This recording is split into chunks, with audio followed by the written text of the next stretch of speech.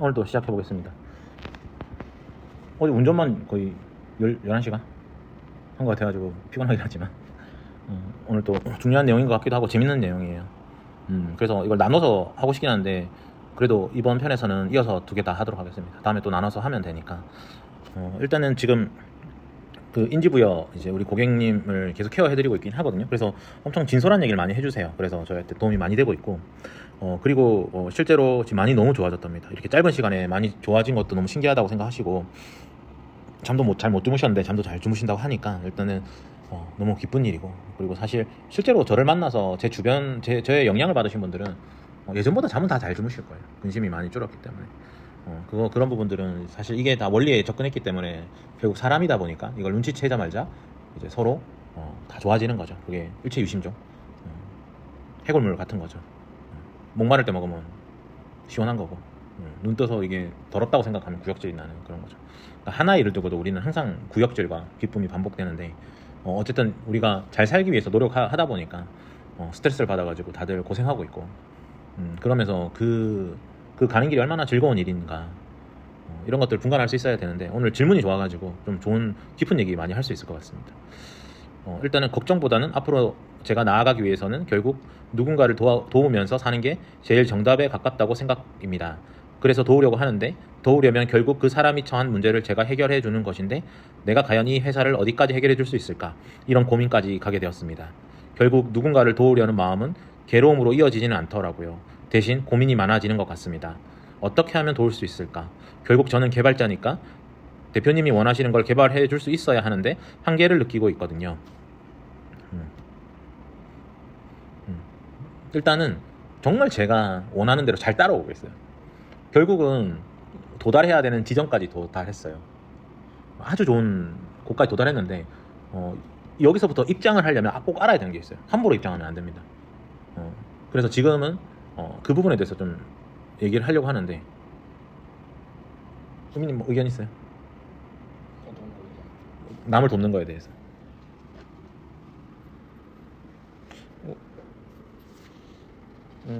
네, 남을 돕는 거에 대해서 사실 약간 뭔가 사람들이 말을 하는 진짜 행복은 약간 진짜 뭔가 내 욕심을 채우거나 내가 어떤 목표를 세우고 약간 개인적인 성과를 냈을 때 오는 그런 행복감 보다 약간 다른 사람 항상 도울 때 오는 행복감이 더 크더라고요. 사실 따지고 보면 뭔가 내 개인적인 성과를 뭔가 이뤄낸다는 좀 도파민에 가깝다고 생각을 하고, 저는 오히려 행복이라는 건 약간 진짜 남을 도울 때 오는 행복이라고 생각을 하거든요. 그래서 사실 남을 돕는다는 게 사실 쉽지는 않잖아요. 항상 내가 좀 손해를 보는 것 같고, 시작을 하기 전이니까 이걸 돕는 게 맞냐, 약간 해야 되나 말아야 되나 진짜 수없이 고민을 하고 가야 되나 말아야 되나 고민을 하는데, 막상 가서 이제 돕기 시작하고 거기에 진입을 하기 시작하면 자연스럽게 머리도 생각하는 거에 거기로 좀 따라오더라고요.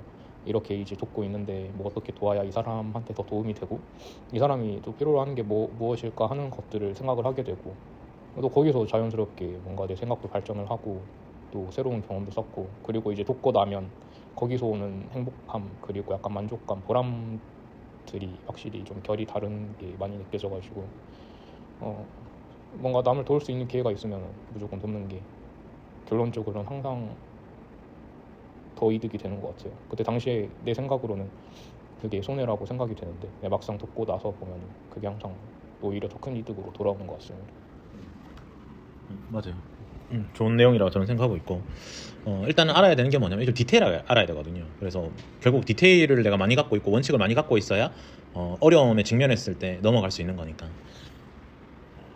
일단은 남을 도울 때 필요한 조건이 있어요. 아무나 남을 도울 수 있는 건 아니에요. 첫 번째, 인내가 필요합니다. 누군가를 돕는 거는 하나의 어떤 문제를 해결해 주는 게 아니에요. 이어지는 문제를 다 해결하는 거란 말이에요. 우리가 그 개발적 쪽에서 유명한 말이 있는데 이제 그냥 이거 잡초를 좀 뽑아달라고 한단 말이에요. 잡초니까 아유 도와주자 해가 잡초 뽑았는데 뿌리가 이제 소나무 뿌린 거예요. 그러면 너무 힘들고 힘도 붙이고 벅참을 느끼죠. 그때 인내가 필요하다. 우리가 어떤 남을 도울 때는 보상을 바라고 도와서도 안 되고 아무런 대가도 없이 도와줄 수 있는 것도 없습니다. 그래서 항상 자기 살을 내줘야 돼요. 살을 깎는 고통으로 남을 돕는 거예요. 근데 얻을 수 있는 건 뭐냐면은 남을 도울 때 2배의 에너지가 나온다는 거예요. 그러니까 남을 돕고 살다 보면은 지나고 보면 나는 무거운 걸 들 수 있는 사람이 된다는 거죠. 그러니까 보상이 아주 크고 방향 잡기도 좋은 게 아무 문제나 푸는 게 아니에요. 남을 돕는다는 거예요. 뿌리가 깊이 내려진 것들은 다 자연스럽게 그 어려운 문제에 직면했기 때문에 어떻게 해서든 하나의 문제를 해결하면은 그 유사한 문제를 해결할 수 있게 됩니다. 그러니까 이거를 많이 해결할수록 우리는 자유함을 느껴요. 문제 해결 능력이 뛰어나지니까. 근데 만약에 내 문제라면 사람은 조금이라도 힘들면 안 하게 돼 있다는 거죠. 남들이 안 볼 때 공부를 열심히 안 하는 거랑 비슷한 거예요. 남들이 볼 때는 운동도 열심히 하고 공부도 열심히 하고 그런 것들이 있잖아요. 그런 것처럼 어려운 문제를 풀어주고 같이 고민해 주는 것만으로도 공감이 생기고 그 공감을 느끼다 보면 그게 이제 비즈니스 모델이 되기도 하는 거죠. 사업가가 되기 위해서는 이 인간의 문제에 대해서 이해를 해야 돼요. 사람의 우리 생존의 문제에 대해서 인류가 또 같이 살아가야 되는 문제에 대해서 이해를 해야 비즈니스 모델도 나오고 그걸 상품화 시킬 수 있잖아요.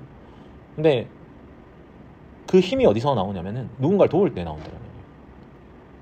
누군가를 돕지 않는 사람이 이 어려운 문제를 해결하기가 어려워요. 그런데 막상 돕고 나면 어떻게 돼요?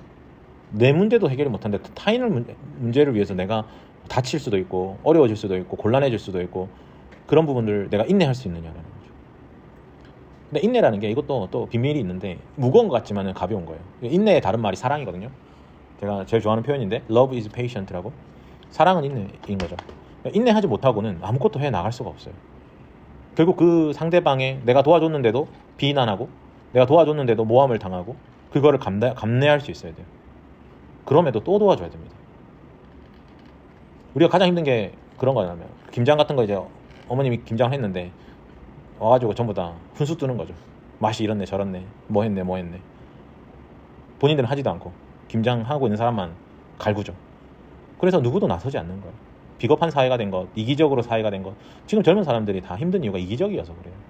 남을 돕지는 못하고 비난은 너무 쉽게 할 수 있거든요. 그 현장에는 내가 있지 못하지만은 그 현장에 대해서 비난은 너무 잘할 수가 있어요. 이게 MZ들이 힘들어하는 가장 결정적인 원인입니다. 본인들은 모르고 있죠. 그러니까 더 힘든 거야, 삶이. 더 힘들고 매번 손해보는 거를 따져야 되고 그러다 보니까 항상 힘들어요. 항상 힘들어. 자기 영혼을 죽이고 있는 거예요. 항상 기뻐해야 되는데 반대로 살아가는 거죠. 근데 남을 계속 돕다 보면은 이게 가벼워집니다. 어느 정도 엄청나게 많은 그 사람의 느끼는 공포심까지 다 느끼게 돼 있어요. 정말 해결해주고자 하면은. 그리고 그 끝에 왜 해결을 못했는지 알 수가 있다는 거죠. 그리고 원리에 접근하게 됩니다. 원리에 접근하지 않고 해결되는 건 이 세상에 없어요. 그건 다 꼼수고 편법이에요. 결국 근본적인 문제를 해결하는 건 원인 해결에 있다는 거예요. 이게 뛰어난 개발자가 되는 것과 동일한 이치입니다. 원인을 해결하지 않고 코드 속에 그 깊은 곳에 동기와 비동기 처리를 잘못 해놨다. 그 위에 코드가 덮고 다른 사람들 프로젝트가 연결이 되고 이기종 통신이 일어난 순간 다양한 곳에 타이머를 단다고 해도 계속 빈번하게 간헐적으로 버그가 나는 거예요. 정말 그 깊은 곳에 썩은 부위를 도려내지 않고서는 이 문제는 반복된다라는 거죠. 이게 개발하고도 인생하고 다 똑같다라는 거예요. 뛰어난 개발자가 되기 위한 첫 번째 조건이 남을 도울 수 있어요. 근데 남을 도울 수 있는 조건이 뭐다? 인내할 수 있어요. 그래야 그 끝에 결실을 맺거든요. 더러운 걸 보고도 그거 더럽다고 생각 안 하고 그 시궁창을 누비고 다니면서 문제를 해결해야 된다.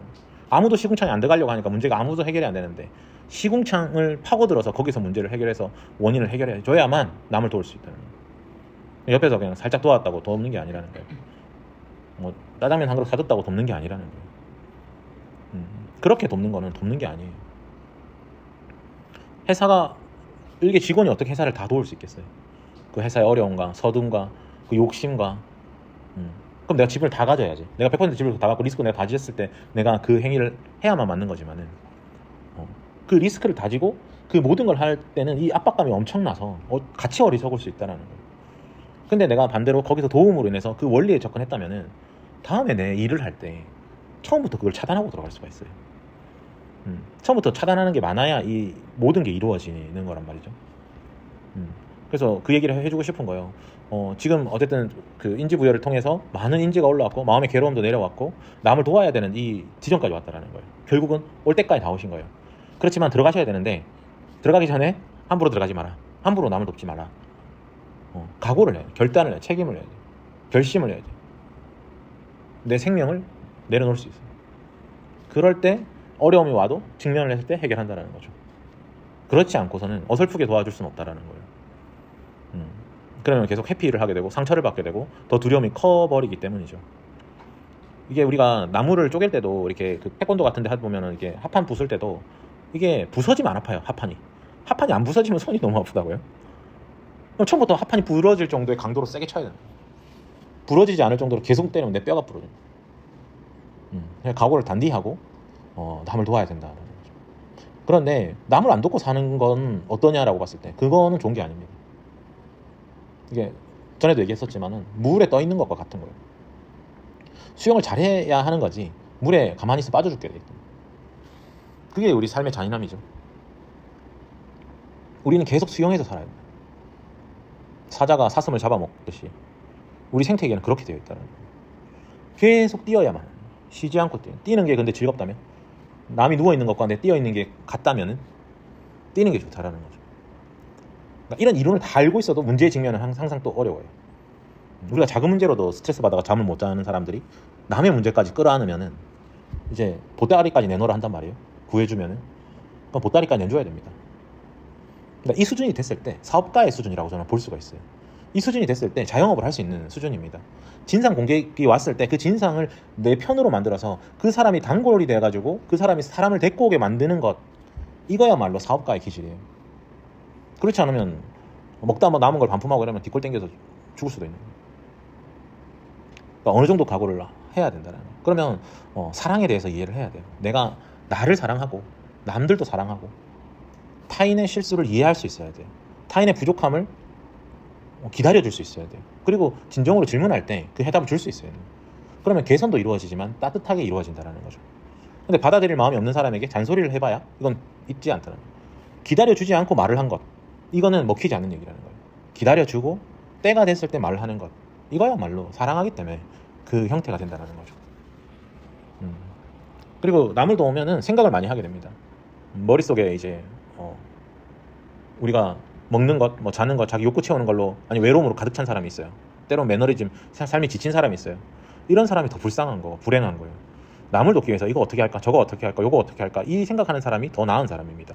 첫 번째, 외롭지가 않죠. 두 번째, 계속 발전하고 있는 거예요. 그리고 계속 용기를 가지게 됩니다. 그리고 이 사회 시스템을 이해하게 됩니다.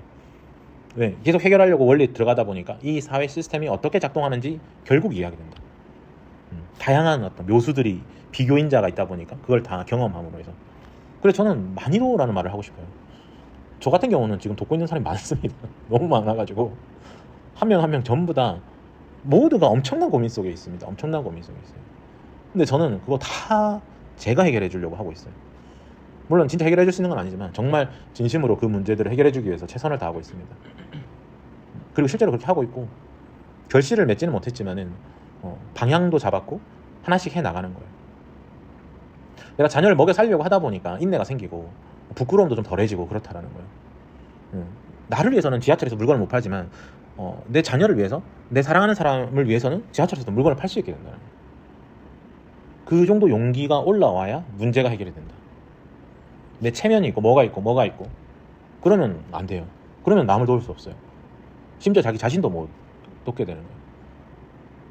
정말 내가 선한 의도로 문제를 해결하기 위해서 타인에게 비난을 받거나 모함을 당하거나 무시를 당하더라도 나아갈 수 있는 힘이 있어야 돼요. 제가 이렇게까지 얘기하는 거는 남을 돕는다는 건 정말 어려운 거기 때문이에요. 상처를 2배로 받습니다. 3배로 받아요. 등에 칼이, 저는 항상 프로젝트 들어가면 등에 칼 12개 꽂혀 있다고 얘기한단 말이에요. 근데 아니나 다를까 가는 데마다 꽂아요. 가는 데마다 꽂아.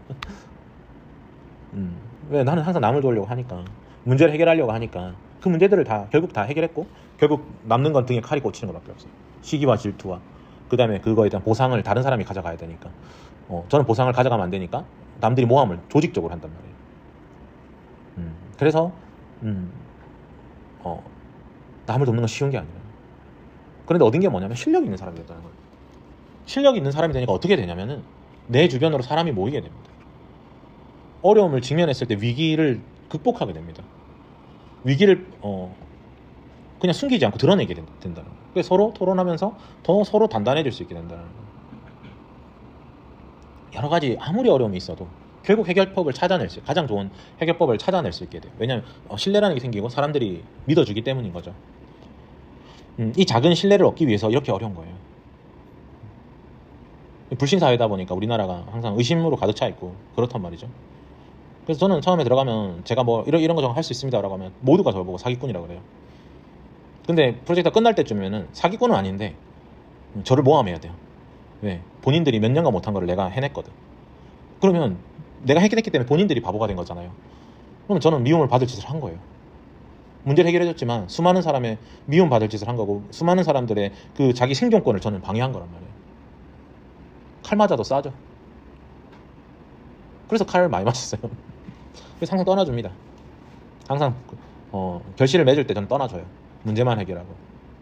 왜? 너무 저 때문에 다들 괴롭다니까.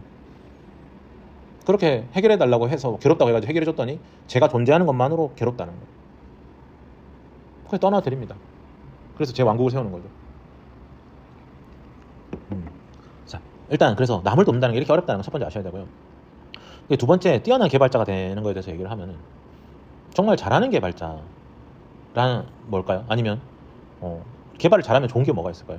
이것도 이제 한번 요즘 개발 잘하시니까 실력이 늘고 있는데 이건 지금 눈에 보이는 가치가 아니잖아요. 아직, 네. 아직 교환을 한 것도 아니고 어떻게 생각하시는지. 실력 있는 개발자. 그렇죠. 개발자가 실력이 좋으면 어떤 일을 할 수 있는, 어떤 이득이 있는 것 같아요? 아니 실력이 없으면 어떤 어려움이 있을 것 같아요? 독립될 수가 있어요. 기본적으로 개발자의 실력이라고 하면 단순히 그냥 기능을 구현하는 게 아니라 되게 복합적인 게 필요하다 생각을 하거든요. 실제로 뭐 어떤 식으로 설계를 해야 이제 사용자들한테 갔을 때 실제로 사용을 할 수 있고, 진짜 사용자가 뭐 어떤 걸 요구를 하고 있고, 그리고 뭐 어떤 식으로 구현을 해야 사용자가 좀 편하게 사용을 할 수 있는지, 그런 것들이 하나하나가 모여서 사실 저는 그 개발자가 실력이 좋다라고 평가를 하는 것 같은데, 그게 되는 진짜 실력 있는 개발자라고 하면 기본적으로 독립을 할 수 있는 것 같아요. 어떻게 보면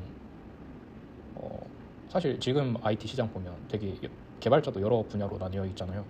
백엔드 개발자, 뭐 프론트엔드 개발자, 뭐 데브옵스도 있고 뭐 그런 식으로 되게 막 여러 갈래로 나뉘어 있는데, 결국에 보면 항상 서로를 혐오를 하는 좀 그런 문화가 있단 말이에요. 백엔드 개발자는 프론트엔드 개발자를 약간 무시하는 경향이 있고, 또 뭐 다른 직군도 또 다른 직군에 있는 개발자를 무시하는 경우도 되게 많은데 약간 저는 그게 마냥 무시로 끝나는 게 아니라 약간 프로젝트에서 쌓였던 그런 경험들이 좀 바탕이 되지 않나 싶어요. 약간 백엔드 개발자, 뭔가 프로젝트에 문제가 생겼을 때 백엔드 개발자나 이거 나는 데이터 제대로 내려줬는데 프론트엔드 개발자가 이걸 못해가지고 지금 이런 문제가 있다. 반면에 뭐 프론트엔드 개발자는 난 이거 화면 제대로 하고 데이터 처리도 제대로 했는데 백엔드 쪽에서 문제가 생긴 것 같다. 약간 이런 식으로 뭔가 폭탄 돌리기를 하는 그런 느낌이기도 하거든요. 근데 둘 다 할 수 있는 사람이라고 하면 그냥 자기가 해결을 하면 되잖아요. 자기가 해결을 하고 도울 수 있고, 그러면 오히려 프로젝트도 더 스무스하게 끝날 수 있고 오히려 더 여러 사람을 살릴 수도 있고 한데, 그런 실력이 없다고 하면 항상 이 상황에 끌려다닐 수밖에 없다고 생각을 해요. 내가 프론트엔드 개발자인데 백엔드 개발자가 이걸 처리를 안 해줘버리면 결국에 고통을 받고 약간 힘들어지는 건 나 자신이 되어버리니까. 그리고 뭔가 진짜 내가 하고 싶은 걸 하려고 하더라도 프론트엔드 개발자만의 실력으로는 뭔가 한계가 있잖아요. 그래서 내가 하고 싶은 것도 사실 하기가 힘들기도 하고, 그렇다고 남을 도울 수 있는 그런 상황도 되게 제한적이기 때문에 그래서 진짜 기본적인 그러니까 하나만 굳이 꼽자면 실력 있는 개발자로서 실력 있는 개발자야말로 좀 독립을 할 수 있다. 저는 어떻게 보면 그게 좀 남을 돕든지 아니면 자기가 하고 싶은 걸 하든지 뭐 어떤 것이든지 한다고 했을 때 기본적으로 갖춰져야 할 약간 첫 번째 요소라고 생각을 합니다. 맞아요. 종합적으로 좋은 얘기고, 그러니까 결국 자립이 돼야 돼요. 우리가 자립을 하기 위해서 모든 과정을 겪는단 말이에요. 그러니까 자립이 돼야 옆 사람을 도울 수 있고 좀 좋죠. 그래서 또 이것도 좀 구체적으로 말씀을 드리면은 실력 있는 개발자가 되는 건 어렵습니다. 제가 항상 직원들한테 얘기하는데 요리사가 아닌데 요리사인 척 하지 마라. 개발자가 아닌데 컴퓨터 공학을 모르는데 프로그램을 잘 짤 수 없는데 그렇게 프로그램 잘 짜는 척을 하지 말라는 거예요. 남들이 먹을 수 없는 음식을 만들고 있으면서 SI 쪽에서는 뭐 똥을 양산한다고 하는데 그런 분들이 다죠. 거의 100명 중에 99명이 요리사가 아니에요. 다 요리 조무사, 요리 보조사 뭐 그런 사람들이지 진짜 요리사가 아니에요. 제가 지금 좀 짤없이 얘기한 거는 제 경험을 얘기하려고 하는 건데 저 같은 경우는 처음 이제 단내 회사 갔었을 때 그룹웨어 하는 회사였거든요. 근데 5명이 도망갔어요.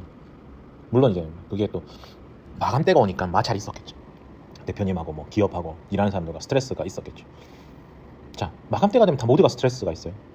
돈은 받아야 되고 사용자는 쓰레기라 그러고 만드는 사람은 너무 일정이 짧다 그러고 벅차다 그러고. 자, 일단 첫 번째부터 괴로움이 있죠. 그래서 5명이 도망갔어요. 그래서 저 혼자 와가지고 저는 주니어인데 그때 AI가 있었던 것도 아니고 형상 관리가 있었던 것도 아니고 2000년 초반이니까 그 단넷 1.4 버전으로 그룹웨어 만드는 거였어요. 거기 뭐 윈도우 메신저도 있었고 그룹웨어 상신 기능도 있었고 뭐 한글 워드나 문서 파일 임베딩하는 기술도 있었고 메일 서버 팝3 통신해가 직접 다 메일 처리했어야 되고 메모리 누수도 심했죠. 그리고 뭐 생산 관리, 통계 관리도 있어요. 그래프적인 것도 있고 막 그랬어요. 근데 단넷 1년 차인 내가 그걸 하루 2시간 잤어요. 진짜로. 신문지 깔고 바닥에 자다가 대표님이 라꾸라꾸 사주셔가지고 그 반지하 원룸 구해놓은 거 있었는데 한 번 갔었나? 한 달에 한 번 샤워하러. 그렇게 해서 간신히 납품을 했죠. 그룹에 한 4군데 정도 납품했어요. 그리고 그것만 한 게 아니고 그 해양경찰청 본청 그것도 혼자 만들고 있었고. 그러니까 말도 안 되는 걸 혼자 다 했었어요. 그때는 너무 지금 생각하면 좀 사기당했고 진짜 고소해야 될 정도인데 그 다음에 제가 스위스 회사에 스카웃이 되면서 급여가 2배가 되면서 갈 수밖에 없었는데 한 달 정도를 안 보내주는 거예요. 2달 전에 얘기했는데. 그래가지고 오전에는 그 회사 가고 오후에는 스위스 회사 그 한국 지사에 일을 했었어요. 그리고 결국은 스위스 가는 비행기 티켓이 끊겨가지고 스위스 가는 날까지 진짜 최선을 다해서 해줬는데 보내주지도 않고 제가 완전 호구였던 거죠. 자기들 똥 다 치워주고 혼자서 10인분 해주는 사람이었으니까. 그래놓고 이분들이 우리 집 부산에 있는 집까지 찾아가신 거예요. 제가 도망갔다는 거예요. 그래서 우리 아버지가 진짜 나는 인지를 못했는데 신입이라 아버지가 멋진 얘기를 하셨어요. 신입 한 명 때문에 회사 망할 거면 회사 망하시는 게 맞다라고 얘기하시더라고요. 저는 몰랐어요. 내가 어리다 보니까 그 압박감 속에서 다른 사람의 어려움을 어떻게 눈 감아 줄 수도 없고 애매하게 행동을 했죠. 2회사를 다니는 말도 안 되는. 그 다음에 또 스위스 가서 어떻게 했을까요? 제가 혼자서 막 그룹웨어도 치고 막 온갖 걸 다 하고 있었어요. 메신저도 만들고 메일 서버도 만들고 메일 대량 발송도 만들고 심지어 WPF 같은 걸로 막 영상 플레이어도 만들 수 있었고 그런 상황에서 제가 스위스 가가지고 첫 번째 미션에서 10번 거절을 당했어요. 이게 전체 미션이 이제 그 시간 단위로 주셨는데 뭐 함수 하나에 반나절 뭐 이런 식으로 다 쪼개져 있어요. 엄청나게. 근데 난 일주일치를 한 번에 하루 만에 다 해가지고 갖다 줬거든요. 그거 다 있는 리스트 20개의 리스트가 있었는데 그걸 다 해줬어요. 하루 만에. 근데 아니라는 거예요. 첫 번째 것조차 못했다는 거예요. 근데 10번 리젝을 당하는데 결국 좀 의사소통도 안 됐어요. 영어를 그렇게 잘한 게 아니었기 때문에 왜 객체지향으로 안 하냐는 거예요. 그분들 말로는. 근데 내가 뭐 객체지향을 알아야 말이죠. 그냥 실력이 뽀록 나니까 어떻게 부끄러운 거예요. 그 좋은 스위스에서 숙소도 대주고 생활비도 대주고 비행기표도 끊어주고 호텔에서 지내게 해주시고 그리고 뭐 소프트웨어 엔지니어라고 하면 그쪽에서 엄청 알아주고 막 그랬거든요. 근데 나는 부끄러워서 우울했어요. 내 실력을 이 사람들이 다 아니까. 얼마나 조롱거리였을까 이 생각을 했었어요. 또 그 다음에 또 어떤 프로젝트가 왔는데 또 재밌는 일이 벌어졌어요. 그 개발자가 3분이 만드셨는데 이제 사용자에게 줬더니 일단 첫 번째 사용자가 기획을 왜 이렇게 했냐라는 거예요. 그 기술 이사님이 막 원래 이렇게 만드는 거예요. 억지로 주장하시는. 그래서 나는 기술 이사님이 좀 이상해서 고객이 싫어하는가 이 생각을 했었는데 고객이 처음에 버그 테스트를 해주는데 QA를 해주는데 버그가 200개 정도 나온 거예요. 200개 다 잡았다고 갔더니 이제 그 사람들이 너무 화가 난 거예요. 400개가 나온 거예요. 봤더니 어떻게 해놨냐면은 개발자 3명이 본으로 해가지고 화면별로 쳤는데 거의 90%가 똑같은 기능이에요. 한 사람이 컨트롤 C, 컨트롤 V 그 다음에 컨트롤 C, 컨트롤 V 하다 보니까 첫 번째 페이지 버그 다 잡아줬더니 두 번째 페이지는 그대로 남아있는 거예요. 그래서 어떻게 갔냐면 그 대표님하고 기술 이사님하고 그 개발자들하고 3자 대면 갔는데 제가 그 사이에 껴가지고 양쪽을 막 변명해주는 뭐 판사 같은 역할로 막 했었거든요. 그리고 그 개발자들 다 그만두고 나갔어요. 결국 그 기술 이사님도 나갔죠. 그러니까 이게 우리 스타트업 안에서 매일 벌어지는 일이에요. 얼마나 괴로워요. 얼마나 괴로워. 대기업들 지금 코드 보면은 if문밖에 없거든요. 함수 하나에. 누가 또 정성스럽게 if마다 주석을 쳐놨겠죠. 그런 코드는 유지할 수가 없어요. 그러니까 변형이 일어날 수가 없어요. 추가가 될 수가 없어요. 발전할 수가 없다고요. 마이그레이션 할 수가 없습니다. 그냥 유지인 거지. 그 상태 그대로. 그러니까 지금 자바 쪽 보면 진짜 옛날 뭐지? ID 툴? 이클립스 자바 옛날 버전 유지하는 데가 있어요. 근데 얼마나 안타까운 일이에요. 지금 시대가 얼마나 바뀌고 스마트폰이 나오고 클라우드 세상이 열리고 MSA로 하고 도커 컨테이너를 오케스트레이션을 하고 싱글 페이지 어플리케이션이 나와가지고 라우터를 가진 어플리케이션들이 쏟아져 나오는데 지금 뭐 하는 건지 모르겠어요. 그래놓고 지금 자기들끼리 지금 취업 지금 다투고 있단 말이에요. 2030이 어떻고 4050이 어떻고 하면서 나 부끄러운 줄 모르고. 그러니까 우리나라에서 무언가 개발 잘한다는 거는 거의 말이 안 되는 거예요. 본인들이 못하고 있는지는 몰라요. 저처럼 전 세계 독점하는 소프트웨어 그 코어에 들어가서 안 깨져봤기 때문에 그 정도 하면 된다고 생각해요. 실제로 의미님이 아는 같이 있었던 회사인데 제가 그거 원래 프리로 갔다가 메모리 튜닝을 해줬어요. 자체 엔진이 있어가지고. 근데 봤더니 진짜 가관이에요. 링크드 해시맵 클리어를 안 시켜가지고 메모리 누수가 발생한 거예요. 근데 얘는 링크드 해시맵이기 때문에 다른 데서 클리어를 시키면 런타임에서 다른 데 터져버리는 거예요. 그러니까 클리어 시킬 수도 없는 거야. 얼마나 복잡하게 꼬아놨던지. 그러니까 값이 컬렉터가 다 해준다라고 얘기할 정도. 그 다음에 뭐 맨날 그 새로 고침 하니까 간헐적으로 에러가 발생하는 귀신이 왔다는 등 이상한 얘기를. 그러니까 그거 튜닝해줬더니 제보고 사기꾼이라는. 자기들이 2년 동안 못한 걸 해줘버리면 저는 진짜 총 맞아 죽어야 되는 역할입니다. 근데 고객은 매일 화가 난다는 거예요.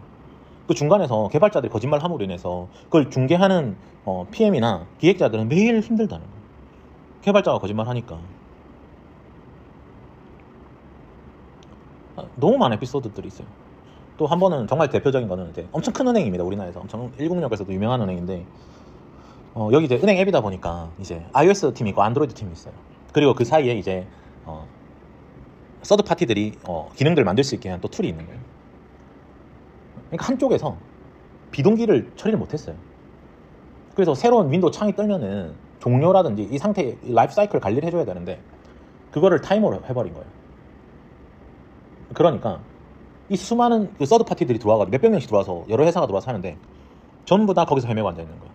뭐 테스트 한번 하면 안 돼요, 뭐 하면 안 돼요, 뭐 하면 안 돼요. 그러니까 그쪽 은행 그 고객들은 고객 그 사람 열받으니까 무조건 하청 너희가 잘못한 거예요. 그래서 제가 어디서 문제가 잘못되고 모든 걸 다 알려줬거든요. 근데 갑자기 전화 오더니 제가 한 내용을 녹음을 뜨더니 자기들한테 함부로 했다는 거예요. 그걸 막 디스 돌리고 막 정치적으로 돌리고. 그래서 그 어떤 대기업 거기서는 저보고 그분들한테 사과라는 거예요. 저는 저한테 사과하라고 그랬어요. 그런데 일을 하기 좀 어려운 성격이긴 하죠. 근데 본인의 거짓말 한 명으로 지금 몇 명이 고통받고 있냐는 거예요. 몇 명이 고통받아요. 또 그 업체는 소송 당했어요. 프론트 맡았던 업체는 결국 소송 갔어요. 실제로 제가 그거 안 해줬으면은 전체 그 유명 컨설팅 업체부터 해가지고 다 물려 있었는데 다 소송이었어요. 줄 소송이었어요. 제가 그 자바로 멀티 모듈로 해가지고 계열사별 거 다 연결시켜줬죠. 그러니까 우리가 실력이 없으면 우리는 추악해지고 잔인해진다는 거예요. 거짓말을 너무 많이 하게 된다. 근데 우리가 진짜 관심이 없어요, 개발에. 메모리 구조에 대해서 알아야 될 거 아니에요. 우리가 코딩 2차원에서 종이장에 쓰는 것 같지만 이게 하드웨어에 들어가는 거란 말이에요. CPU에 들어가는, 메모리에 들어가는, 반도체에 들어가는, 트랜지스터에 들어가는 거란 말이에요.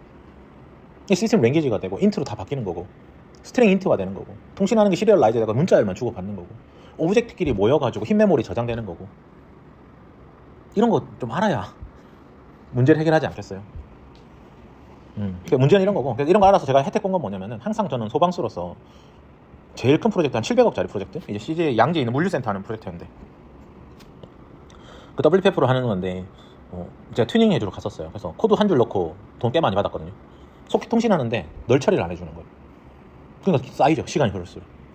사람들 모아놓고 몇백 명 알바 시키고 있는데 터져버리니까 얼마나 스트레스겠어요. 당연히 고객사가 돈 안 주죠. 근데 거기 박사님들도 있고 수백 명 있었거든요. 그리고 우리나라 제일 유명한 개발회사란 말이에요. 규모로 봤을 때는 원투 하는 회사란 말이에요.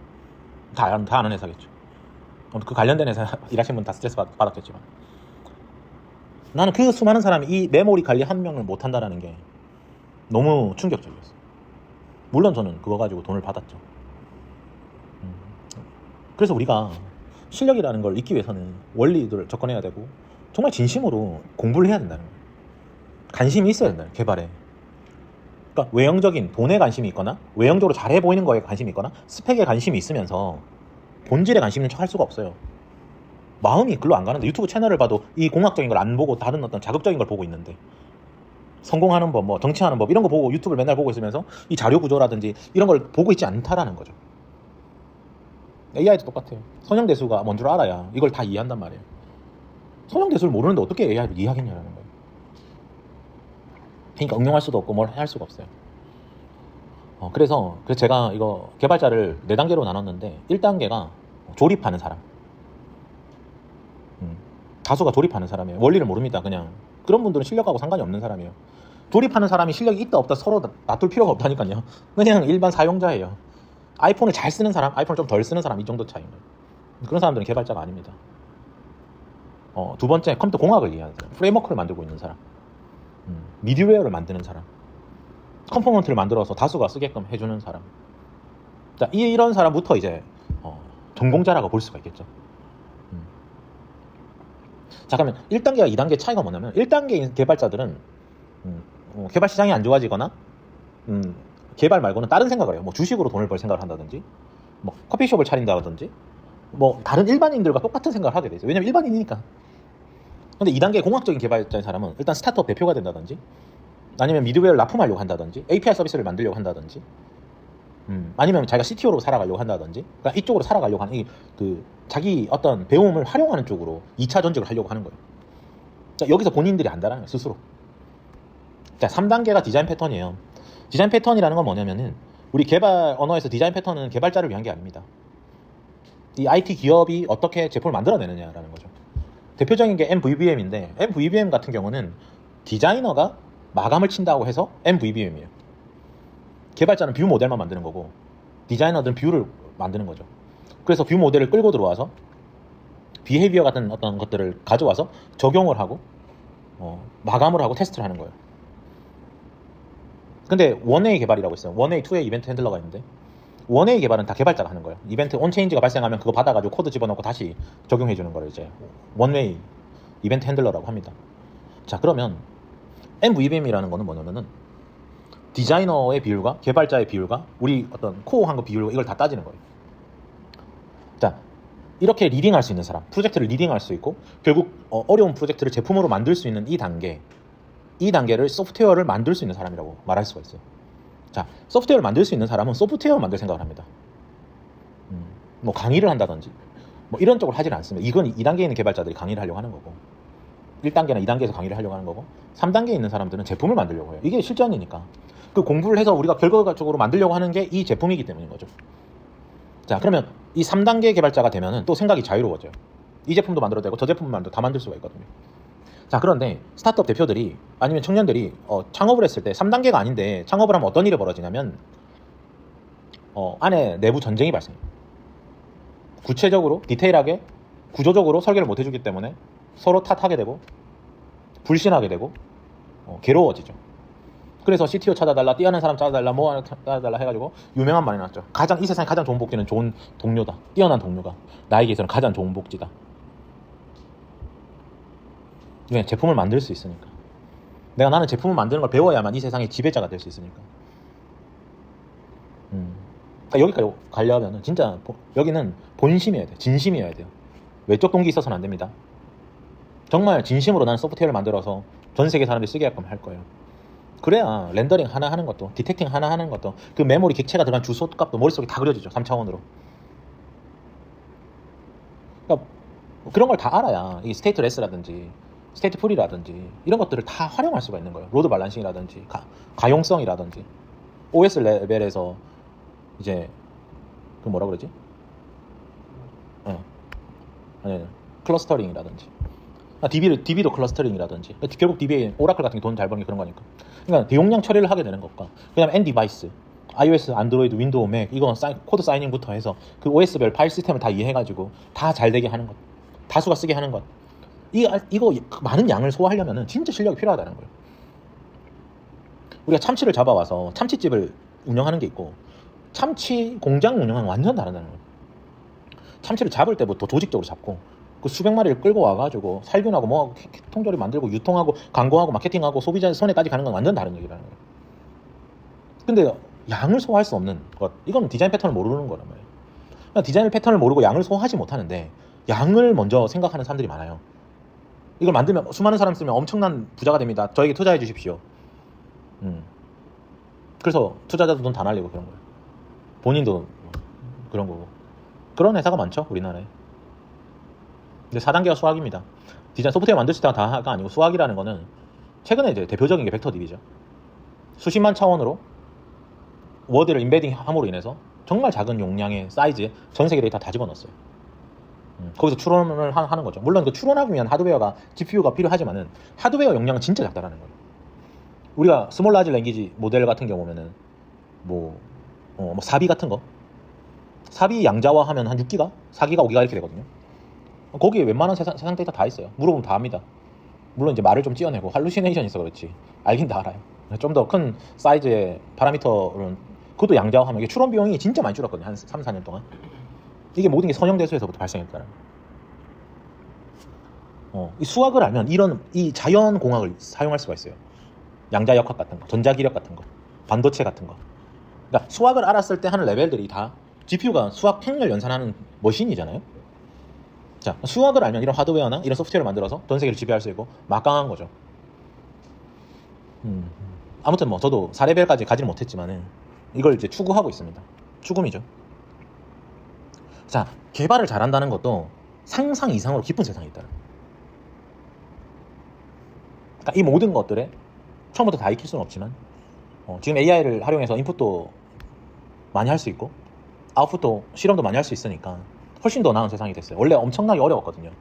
인풋을 수학만 공부해도 10년을 공부해야 되고 개발도 10년 공부해야 되고 그림을 그리려고 10년 공부해야지 아웃풋을 또 20년간 그 전문 직종을 살아가면 일생을 마감하는 게 우리 전문가 인생이었는데 그 전부 다 그거 6개월에서 1년으로 다 줄었단 말이에요. 그 모든 10년의 과정들이. 그래서 지금 AI를 잘 쓸 수 있는 사람은 이런 사람들이 추상화할 수 있는 사람, 설계할 수 있는 사람, 디자인 패턴 만들 수 있는 사람, 수학적인 걸 아는 사람, 코어한 문제를 해결할 수 있는 사람. 우리나라는 컴포넌트 업체도 없고 뭐 소프트웨어 업체도 잘 없죠. 그러니까 요즘은 이제 간간히 등장하긴 하는데 결국 엄청난 허들이 있었다라는 거예요. 그 허들을 다 무너뜨릴 수 있는 시대가 되었습니다. 그래서 지금 무언가를 해내기보다는 방향을 잡는 게 맞아요. 방향을 잡고 가야 되는 거예요. 근데 방향 잡으려면 이런 내용들 다 알고 있어야 됩니다. 내 마음과 깊은 대화를 해야 돼요. 내가 정말 어떤 마음으로 이 일을 하고 있는가. 내 마음을 속일 수는 없잖아요. 내 마음을 속이면 그게 정신이 망가지니까. 정말 남한테 얻어먹으려고만 하는 사람인지 정말 무언가를 만들어서 세상을 빛내게 할 마음이 있는 건지 외적으로 그냥 잘나 보이려고 하는 건지 친구랑 경쟁해가지고 그냥 그 친구가 잘 살려고 하는 건지 그 진심을 먼저 바라보는 시간을 가져야 된다. 그래서 나는 그것도 다 괜찮아 돈도 괜찮아 모두 괜찮아 했을 때 그 다음으로 나갈 수 있고 그 다음으로 나갔을 때 그 문제들이 나를 괴롭히긴 하지만 결단을 내린 데는 큰 영향을 안 준다는 거예요. 우리가 돈에 미쳐 살고 있지만은 돈이라는 건 인생이 참 치사한 게 쌓아놓는다고 안 되게 해놨어요.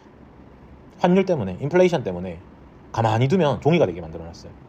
그래서 흐르게 만들어놨다는 거죠. 우리 인생도 똑같습니다. 우리 인생도 흘러야 된다. 남을 돕고 어려운 일을 하고 부지런하게 살고 좁은 문을 향해서 부딪히고 계속 이렇게 살아야만 우리는 유의미한 삶을 살게끔 해놨다. 짧은 시간에 다 이뤄도 우리 그 넥슨의 김정주 회장님처럼 그 돈 욕심에 가득한 사람들 때문에 엉망이 돼가지고 죽음까지 갈 수밖에 없는 거예요. 성과를 이뤘다고 그 끝이 해피엔딩이 아니라는 거예요. 우리는 평생 쉬지 않고 계속 가야 된다. 그걸 인지하고 눈치를 채고 나는 부지런하고 성실하고 근면하고 남을 많이 돕고 이렇게 10년, 20년, 30년 살겠어 라는 선택을 해야 된다는 거예요. 그랬을 때 1년이 지나면 남들과 다른 모습이고 한 2, 3년만 지나도 지금 꿈꾸는 그 모습이 됐을 거예요. 자, 이 결단, 이 결심, 이거로부터 모든 것이 이루어진다. 자, 이걸 뭐라고 하냐? 방향을 잡았다라고 얘기하는 거예요. 이런 케이스를. 방향을 잡았기 때문에 발생하는 문제들은 다 따라오게끔 만들어줄 수가 있는 거예요. 너무 좋은 내용이었나요? 제가 생각할 때는 좋은 내용이었습니다. 감사합니다.